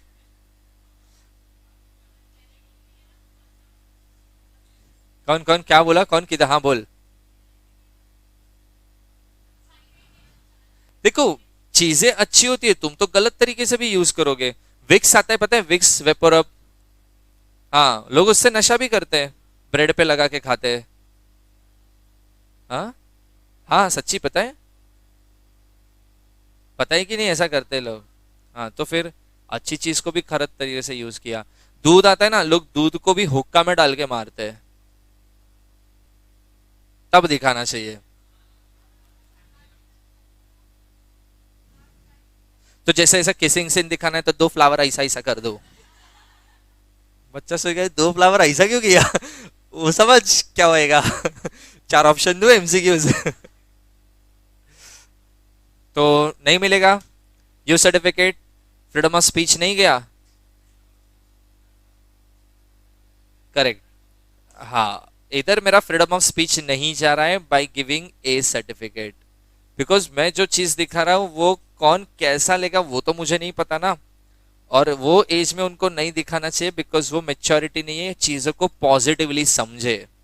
भले मैं कितना पॉजिटिवली दिखा रहा हूँ, भले मैं नीचे ऐसा लिखूं कि ये सब स्टंट एक्सपर्ट की निगरानी में किए गए हैं, समझ रहे हो।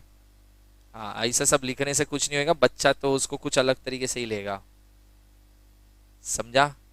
ये वो केस है। ठीक है। चलो उसके बाद देखो। अब देखो ये जो है ना परमिसिबल रिस्ट्रिक्शन, ये होता क्या है। परमिसिबल रिस्ट्रिक्शन का मतलब होता है जब फ्रीडम दिया जाता है ना, तो फ्रीडम में प्रॉब्लम पता है क्या होता है। फ्रीडम का प्रॉब्लम सबसे बड़ा इंडिया में ये है, people start miss using freedom. तुमको अगर ऐसा बोला किसी के घर में लेट नाइट पार्टी जाना अलाउड है, अलाउड है कितने बजे तक, दो, कितने बजे तक, फ्रेंड्स के साथ, कजिन्स के साथ तो आई मत, घर पे चलेगा। फ्रेंड्स दो, जब तक रहे, अरे वाह सही है। गाइस को तो जनरली मिलता है, गाइस का तो प्रॉब्लम होता है, गर्ल्स को नहीं मिलता है। किसको नहीं मिलता है। एक दो तीन चार। पता है क्यों नहीं मिला होगा तुमको, तुम्हारी कुछ हरकतें उनको पता होगी, इसके लिए तुमको ना बोल दिया। ठीक है। जिन लोगों को समझो परमिशन नहीं है, तुमको कभी जाने का मन किया कि यार लेट नाइट पार्टी करना चाहिए यार, मजा आता है, वो मजा भी अलग है। तुमने बहुत रिक्वेस्ट किया कि एक बार जाने दो, नेक्स्ट टाइम नहीं जाएंगे। तो घर वालों ने ऐसा बोला ठीक है, बाई 2 PM, सॉरी 2 AM घर पे आना है। तुमको फ्रीडम दिया, तुम ऐसा पार्टी के मूड में ऐसा दारू वारू पिया ना, तुमको कुछ होश ही नहीं है, तुम सुबह 7 बजे घर पे आए। तुमको फ्रीडम दिया तो तुमने क्या किया, होता है। तो देखो दोनों चीजें देखनी पड़ेगी। फ्रीडम दो तो इतना मत दे दो कि लोग उसको मिसयूज करें। अगर समझो ऐसा बोल देना जब आना है तब आ, तो तुम तो एक दिन तो घर पे ही नहीं आओगे, वो भी गलत है। तो ज्यादा फ्रीडम देना भी गलत है, कम फ्रीडम देना भी। समझो मेरे घर वाले ने मेरे को ऐसा बोला you can go for late night parties, लेकिन 8:30 बजे के पहले घर पे आ जाने का। बोला लेट नाइट पार्टी भी बोल रहे हो और 8:30 भी बोल रहे हो, ये क्या नहीं नहीं वो तारक मेहता चालू होता है ना, उससे पहले आ जाने का। मतलब मेरे को नहीं देखने का है, लेकिन नहीं नहीं आना पड़ेगा।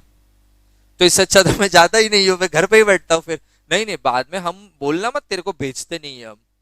अरे 8:30 बजे तो डिसाइड करते किधर जाना है, तुम तो 8:30 को घर पे आने बोल रहे हो। क्या फायदा इस फ्रीडम का, है कुछ। और फिर सोचो ये सिचुएशन में घर वाले है ना, तुमको कहीं शादी में लेके गए और तुम्हारे घर वाले रिलेटिव के सामने तुमको देख के ऐसा बोलते, हम तो इसको कितना बोलते लेट नाइट पार्टी में जा जा, जाता ही नहीं है। तुम बोलोगे कैसे लोग है भाई ये लोग बोलूं क्या मैं अभी, किधर किधर कितना टाइम मिलता है मेरे को। देखो फ्रीडम ज्यादा दिया प्रॉब्लम, फ्रीडम कम दिया तो भी प्रॉब्लम। तो फ्रीडम बैलेंस होना चाहिए। और जब किसी को फ्रीडम देते हो ये पॉइंट्स ध्यान में रखना पड़ेगा। तो जैसे देखो पहला क्या है, sovereignty and integrity of India. किसी को फ्रीडम इतना यूज नहीं करना है कि इंडिया की सोवर्जिनिटी और इंटीग्रिटी खराब हो, अफेक्ट हो, ये फ्रीडम नहीं मिलना चाहिए। Next, security of the state. ऐसा कोई फ्रीडम यूज मत करो जिससे दूसरे स्टेट को धमकी अमकी तुम दो। आना हिम्मत है तो आके दिखा ना, महाराष्ट्र में घुस के दिखा तू। ऐसा सब मत करो, फालतू में डिस्प्यूट होता है। तीसरा, friendly relation with the foreign state. ऐसी कोई चीज मत बोलो जिससे किसी के फॉरेन रिलेशन इंडिया के खराब हो। पब्लिक ऑर्डर, जैसे समझो मैंने ना दुर्गेश को बोला चल एक ट्रूथ एंड डेयर खेलते, लेकिन डेयर ही बोलने का। बोलता ये जबरदस्ती है, बोला हाँ। बोला हर डेयर पे मैं तेरे को 1000 रुपया भी देगा। तो बोलता ठीक है। तो पहला उसको डेयर आया, बोला तेरा फोन दे चल। फोन दिया, मैंने एक नंबर डायल किया। मैंने अब डायल किया नहीं, मैंने बोला ये फोन मैं लगाऊंगा ना, तेरे को खाली उधर इतना बोलना है, गेट नंबर 2 पे बॉम्ब है, और कट कर देना है। बोला ठीक है। मैंने फोन लगाया इंटरनेशनल एयरपोर्ट पे, और उसके ही फोन से लगाया। इसने खाली क्या बोला, गेट नंबर 2 पे, और फोन रख दिया। सोचो उधर क्या हुआ होगा, बवाल। फिर इसको पकड़ा ना, ये बोलता है अरे ट्रूथ एंड डेयर खेल रहे थे, उसमें डेयर मिला तो टाइम पास के लिए बोला। तुम्हारा फ्रीडम ऑफ स्पीच उधर 4 लोग की फट के हाथ में आ गई। ऐसा फ्रीडम ऑफ स्पीच यूज मत करो, ठीक है। Next, defamation. किसी को डिफेम करो, याद है ना डिफेमेशन, ऐसा बोलो मत। कंटेम्प्ट ऑफ कोर्ट, समझो मैं ऐसा, वो विटनेस बॉक्स में खड़ा है, समझो मेरे पे चोरी का केस है। कोर्ट मेरे को बोलता है चोर साले शर्म नहीं आता ऐसा चोरी करते हुए, ये सिखाया बचपन से। बोला चोर मैं नहीं, चोर तू तेरा बाप। ये मैं जज को बोल रहा हूं। चलेगा ये? फिर बोलता हूं फ्रीडम ऑफ स्पीच, चलेगा ऐसा फ्रीडम ऑफ स्पीच? नहीं, ऐसा सब कभी नहीं करने का। नेक्स्ट होता है इंसाइटमेंट ऑफ एन ऑफेंस। समझे है ना, एक दिन रोनिका मेरे को बोलती है ऐसा, मैं नीचे बाइक पार्क कर रहा था, सर है ना बहुत टेंशन है, हेल्प करोगे क्या? बोला क्या? बोल। सर सीएस एग्जीक्यूटिव ना बहुत डर लग रहा है। बोला मेरे पास एक मस्त सॉल्यूशन है। तो क्या? बोला चल बताता हूँ। इसको ना टेरेस पे लेके गया मैं, फिर वो वॉल होता है ना टेरेस का, मैंने बोला इस पे खड़ी हो जा। तो ऐसा खड़ी हो गया, अभी नीचे 4 फ्लोर का हाइट। बोला क्या हो रहा है? डर लग रहा है इसी सिचुएशन में, और क्या लग गया? बोला देख, सोच अपनी लाइफ के टेंशन के बारे में, कितना टेंशन है ना तेरे को, घर वाले ताना मारते होंगे, सीएस का टेंशन, पढ़ाई का टेंशन, इनकी उम्मीद है तेरे पास होने की, तेरे को उसका भी tension. You are just one step away from all this pain. मैं सब पीछे से ना ज्ञान दे रहा है उसको। जस्ट आंख बंद कर और 2 स्टेप आगे बढ़ा अपनी लाइफ के, your life will change permanently. ये मैडम ने ना अच्छा जंप मार दिया, लेकिन ये झाड़ की वजह से वो झाड़ में अटक गई है। अभी हुआ ऐसा अभी। तो मरी कि नहीं मरी? फिर ये झाड़ ऐसी आड़ी टेढ़ी अटकी हुई है। फायर ब्रिगेड को फोन करना पड़ा, फायर ब्रिगेड वालों ने इसको सीढ़ी बीढ़ी लगा के उतारा। ये कोर्ट में क्या बोलते हैं, ये पर्सन ने मेरे को सुसाइड करने के लिए प्रोवोक किया। कोर्ट मेरे को बोला है, तू बोला इसको सुसाइड कर? देखो मैं तो बोलता हूं लोगों को अक्कल होनी चाहिए। मैंने इसको बोल दिया कि सुसाइड कर, और मैंने कभी नहीं बोला सुसाइड कर, मैंने बोला 2 steps can change your life. But उसको 2 स्टेप मैंने उधर लेने थोड़ी बोला। तो ये बोलते हैं अरे ऊपर खड़े रह के 2 स्टेप कहाँ लेगा? बोला साइड में भी ले सकता है, इस साल पीछे भी ले सकता है। तो ये थोड़ी ना स्पेसिफिक, मतलब तेरे को अक्कल नहीं है, मैं क्या करूं, मैं अपना फ्रीडम ऑफ स्पीच यूज कर रहा है। जाएगा जेल में? जाएगा बे, क्या नाम बोल रहे हो? डेफिनेटली जाएगा। ऐसा ऊपर खड़ा करके बोलता हूँ कि ले ले पहले तो कुछ गलती लेके, ऐसा थोड़ी चलता है। किसी को प्रोवोक, अभी समझो जैसे ये दोनों का झगड़ा हो गया, इसने ना इसको ऐसा बोला बैटरी, अक्कल नहीं है तेरे को? मैं ऐसा होता शिट, तेरे को बैटरी बोला शिट, मैं तो होता ना मार देता ऐसा। इसने इसको मार दिया, बोला शिट मार खाए, मैं होता ऐसा चाकू ही घुसेड़ देता। हम मजे ले रहे, तुम सब मजे ले रहे हो, ये एकदम मर्डर मर्डर की सिचुएशन पे आ गए। मैं क्या कर रहा है, प्रोवोक कर रहा है। फिर बोलता हूँ फ्रीडम ऑफ स्पीच, चलेगा? कभी नहीं चलेगा। ऐसा सब हरकत इंडिया में रह के नहीं कर रहेगा। तो कभी मैं टेरेस पे बोला ना आना मत मेरे साथ, बराबर। और अगर 2 स्टेप आगे भी लेने बोलूं तो पीछे ले लेना तू, मैं खुद भी बोलेगा, समझा? चलो ओके, ऊपर एक केस है देखो, state of UP versus Kaushalya.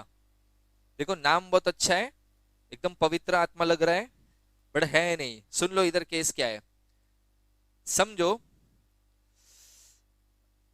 अ, मेरा एक घर है और हम लोग है ना, समझो 4-5 लोग है ना, हम लोग सब एक ही सोसाइटी में रहते हैं। समझो मेरा फ्लोर पे ना, ये मेरा नेबर है और वो भी मेरा नेबर है। मेरा एक घर है और मेरे को एक प्रोस्टिट्यूट आके बोलती है, I want your property on rent basis. What is the rent? मैंने बोला 25,000। बोलते fine, I will pay you 30। बोला अरे कब से चाहिए बोलो। मैंने है ना इसको घर दिया रेंट पे। ये मेरे को आके बोलता है प्रोस्टिट्यूट को घर नहीं देने का। बोला एक मिनट, फ्रीडम के अंदर लिखा है freedom to settle down in any part of India and this right is available to all the citizens of India. Prostitute is also citizen of India. तो मैं देखता हूँ तो मेरे को रोकता कैसे है। ये बोलता है अरे अक्कल लगाओ थोड़ा, नहीं अच्छा लगता है। बोला किसको नहीं अच्छा लगता है? मेरे को तो बहुत अच्छा लगेगा, 30,000 मिल रहा है मेरे को, वो भी 25,000 मार्केट रेंट है, मेरे को 30 मिलेगा, मेरे को बुरा नहीं लगेगा। तो अरे सोचो ना माहौल कैसा खराब होएगा। बोला क्या माहौल खराब होगा? तो मेरे घर में ना 2 छोटे बच्चे हैं। कभी उस मेरे को बच्चे ने आगे पूछा, पप्पा पप्पा वो फ्लैट में हर रोज नए नए अंकल क्यों आते हैं, मैं क्या आंसर देगा? बोला तो तेरे आंसर के चक्कर में मैं इनकम छोड़ दूं क्या? तू तेरे बच्चे को कुछ समझा कि होता है, वो कुछ आंटी है ना कुछ जादू दिखाती है तो वो जादू देखने आते हैं, ऐसा कुछ पट्टी पढ़ा दे बच्चे लोग है। Can I give property to prostitute because she also holds the right to settle down in any part of India.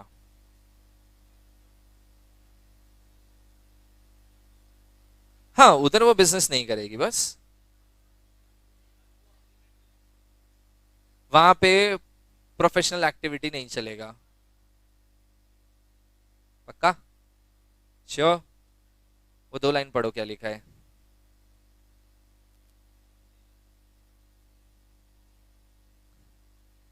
जो इसने आंसर दिया ना वो, इवन इफ वहां पे बिजनेस नहीं करेगी ना, फिर भी नहीं दूंगा मैं। और वो मेरे को रिस्ट्रिक्ट भी कर सकता है। तुम देखो, घर होता है ना, बैचलर को नहीं देते, वैसे प्रोस्टिट्यूट को भी नहीं देते। चलो बैचलर का तो रूल नहीं है कुछ, बट इनका रूल है, इनको नहीं दे सकते।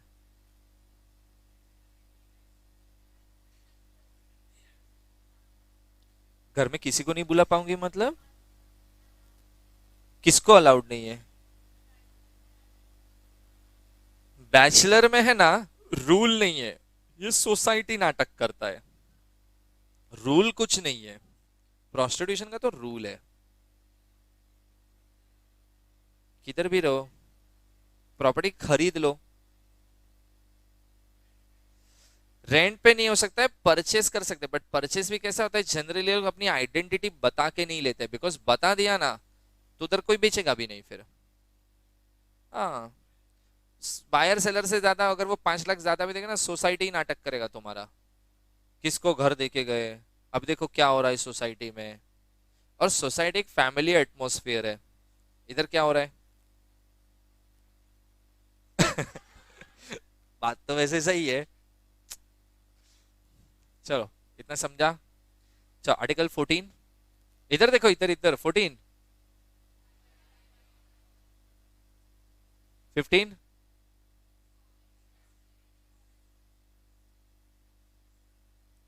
है। 15 discrimination is not allowed. 15 to,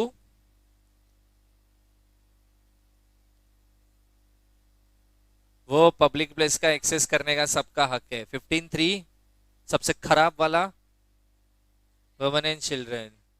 16, अरे article 16,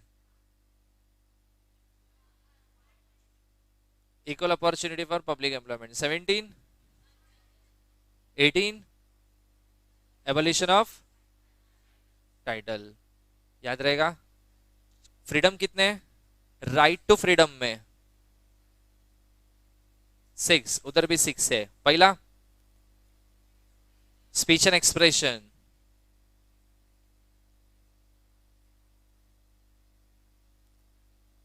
form association, move with in a territory of India, settle down in any part of India, trade and business and profession, और एक था हाँ असेंबल विदाउट आर्म्स और वेपन्स। तुम मेरा revision ले रहे हो, आ रहा है ना मेरे को? हाँ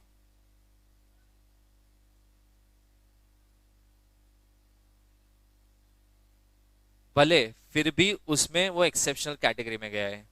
ये सुप्रीम कोर्ट ने जजमेंट दिया था, वो जो केस का नाम लिखा है ना उसमें ही। देखो बैचलर को नहीं दे रहे, वो सोसाइटी के बाई लॉज में लिखा है तो नहीं दे सकते, लीगली देना पड़ेगा। कुछ लोग है ना खाली कपल्स को भी नहीं देते, अनमैरिड कपल को। ऑब्वियस है ना? क्यों? माहौल खराब होता है, राइट। जाना है तो ओयो रूम्स जाओ, इधर मत करो। बट बाकी तुम कोई भी सर्कमस्टांसेस में उनको मतलब ऐसा अलाउड नहीं है, उसके लिए कोई ऐसा स्ट्रिक्ट रूल्स नहीं है, जनरली सोसाइटी के नखरे होते हैं। बाकी जो रूल है वो खाली प्रोस्टिट्यूट के लिए। समझा इतना? ठीक है, चलो बाकी का नेक्स्ट सेक्शन में करेंगे।